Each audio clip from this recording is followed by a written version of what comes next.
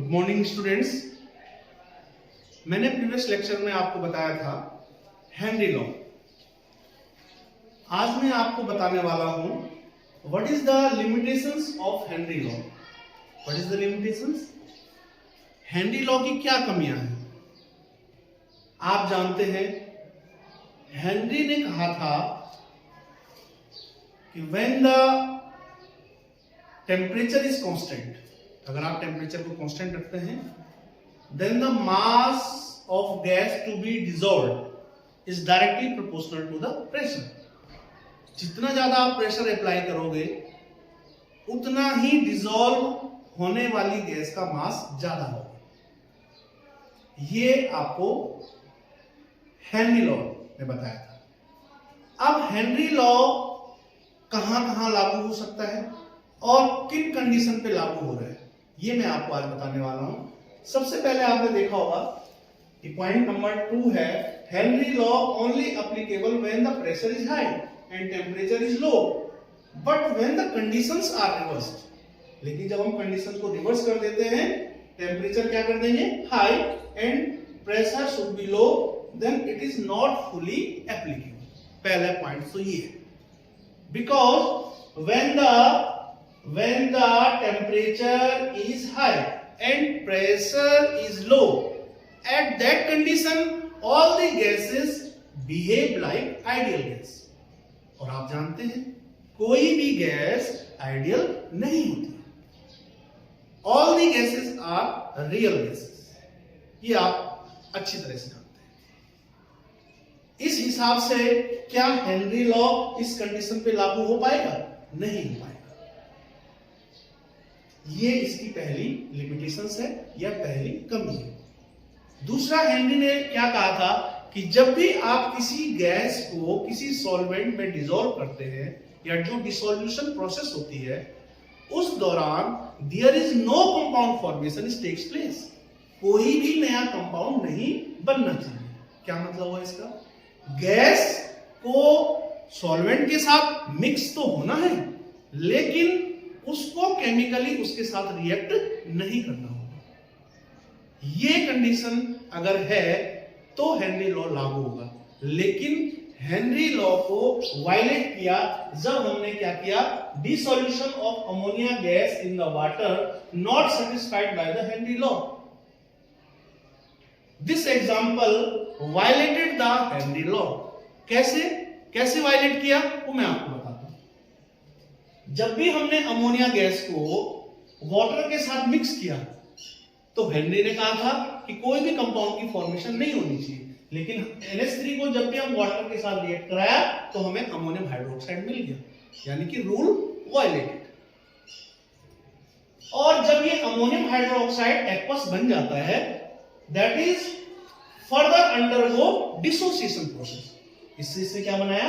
Ammonium ion बनाया और hydroxide ion बनाया।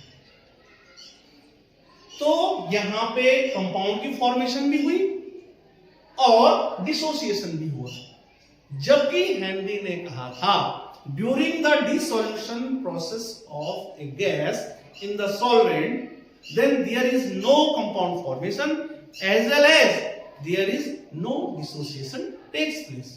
It means this is the first limitation of Henry. In second case आप देख पाएंगे कि HCl मैंने लिया, hydrogen chloride gas, aqua means water. जब मैंने हाइड्रोजन क्लोराइड गैस को वाटर के साथ मिक्स किया तो HCl aqua means aqueous solution of this gas is formed. इसके बाद क्या हुआ? जब इस HCl एक्वस कंडीशन को हमने देखा तो यह फर्दर डिसोसिएट हो गया। हाइड्रोजन आयन में एक्वस कंडीशन में हाइड्रोजन आयन आ गए और एक्वस कंडीशन में क्लोराइड आयन आ गए।